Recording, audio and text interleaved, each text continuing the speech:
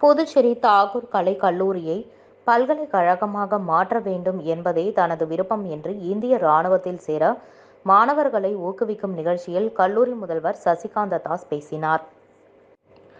தாகூர் அரசு கலை மற்றும் அறிவியல் கல்லூரி புதுச்சேரியில் இன்று குழுப்பணி, போர்வீரர்கள் மற்றும் கடலோர காவல்படை அதிகாரிகள் கலந்து கொண்ட நிகழ்வு சுப்பிரமணி பாரதியார் அரங்கில் நடைபெற்றது.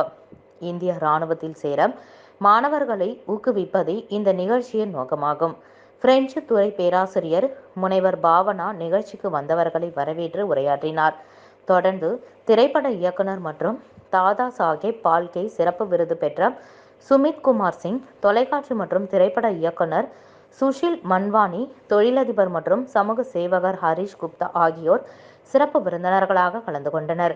சமூக சேவை மற்றும் தன்னார்வ தொண்டு நிறுவனங்களை சேர்ந்த சலீம் ஆல்வி, நாஸ், ஆஷிப், கடலோர காவல்படையை சேர்ந்த எம்டிஎஸ் ஜெயக்குமார், தலைமை அதிகாரிகள் கௌதம் சதுர்வேதி, ஜிதேந்தர் குமார் மற்றும் கல்லூரி முதல்வர் முனைவர் சசிகாந்த தாஸ் தலைமையாற்றினார்.